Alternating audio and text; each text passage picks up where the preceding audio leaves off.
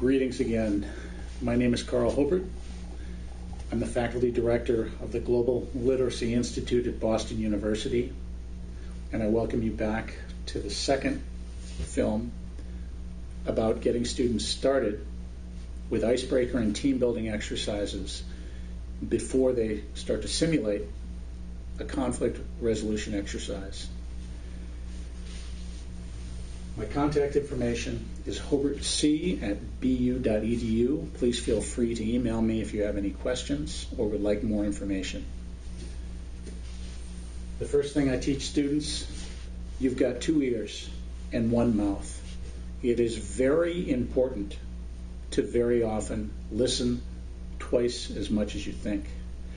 And as I said before, the word listen, spelled another way, is silent. Spelled a third way is enlist. I also start as an exercise having students look at their fingernails. I say, please stand up, and would you all quickly look at your fingernails? Some students look at them like this. Other students look at them like this. And I say, not only do you often think differently and look differently at things, but you're going to be doing the same thing as you start to get into your intellectual, outward-bound case study approach to conflict resolution, looking at different sides and thinking differently about geopolitical conflicts that are taking place around the world. I also teach students to look at the bottom of their feet. So I say, while you're still standing, please look at the bottom of your foot. Some students will go like this, which I usually do. Other students, like my 3 daughters, will go like this. Again, it teaches them to think differently, to think about how other people might view things differently from themselves. I also say, I've been to Rwanda quite a few times, and there is a gorilla national park there, named after Dian Fossey. I asked the students to think about how they peel bananas. And most students will say, well, there's the large stem on the top. We start with that stem. And I say, well, gorillas in the Dian Fossey National Park, as well as around the world, will turn the banana the opposite way and peel from there. Why? It's much easier for them to do so. And most often, the strings go with the peel. So you don't have to deal with the strings after peeling the banana. Again, getting students to think differently about things that are going on in the world, often personal things. I often teach students as well about palindromic sentences. Not only can you say radar going this way, you also see it going backwards. That's the same thing with level and desserts. Seeing this word coming backwards as stressed. And then I have students learning their own, doing research online to try and find more, and inventing their own. Why? You want to get students to look at things in a different way and to think differently and creatively, or what I call thinking outside the box. I also teach students about anagrams. Look at debit card. Spelled another way, bad credit. Dormitory. Spelled another way is dirty room, which is often the case. And schoolmaster, spelled another way, is the classroom. All of these exercises, as I've said before, get students prepared for a conflict resolution simulation workshop by getting them to think differently about how things are viewed. Another way to get students started prior to the negotiations, have them stand in a circle. Take a small group of students, let's say 6 to 8 students, stand in a circle, and you can either have one group do it and all other students in the classroom watch, or have several small groups of students. in different parts of the classroom, spread out the chairs, and get into those small groups of 6 or 8.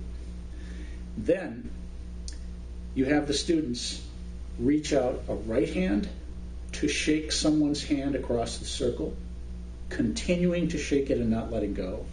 And then you have that same student and other students reach out to take the left hand of a student across the circle, so that all students are shaking right hands and left hands of different people.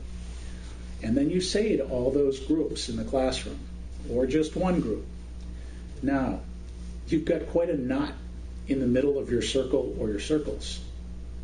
Very slowly, carefully, and creatively, without hurting anyone, try and get out of that knot, never letting any hands go.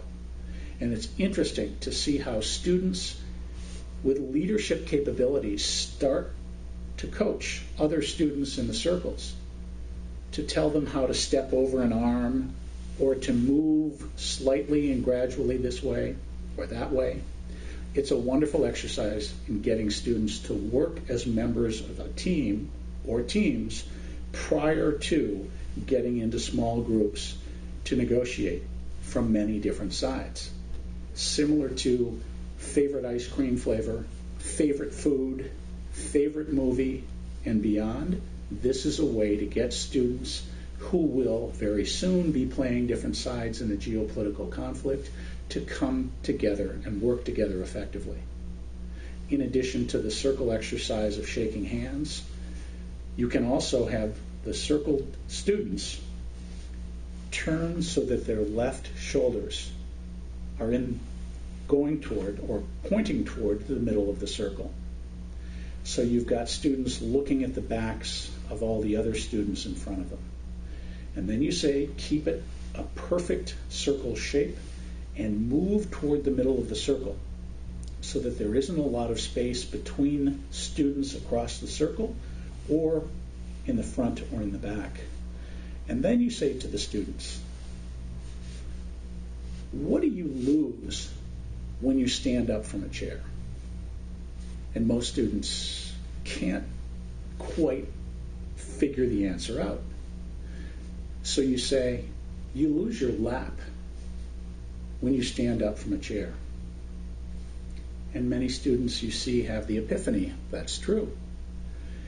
And then you say to the students in the circle, what happens when, if you're in a circle like this, you sit down? What do you create for the person in front of you with that lap? And one student will normally say, you create a chair for the person in front of you as that person sits down. And I say, yes, and that's exactly the exercise we're going to do right now. You have 1 minute in this circle, or if there are other circles, in all of the circles. You have 1 minute to discuss among the members of your small group or groups how you're going to sit down and keep each other supported effectively. The small conversations are absolutely amazing. And one of the things that very creative groups think about is to support all the members of the group by reaching out hands across the circle, which is exactly why you start with the handshaking exercise. Another thing that students will think about is not just extending hands to hold on, but also putting hands on the shoulders of the students in front of them. This support structure is exactly what you're looking for prior to sending students into the conflict resolution simulation exercise. How to think differently about problems and challenges, and how, as a team, to come up with creative ideas to overcome these challenges. And then, after 1 minute, I say 1, 2, 3, sit, and the students will gradually sit down, and it's amazing to see that most of the groups will do this very effectively, holding one another up in those circles while sitting down. Very, very good exercises before the conflict resolution simulation begins.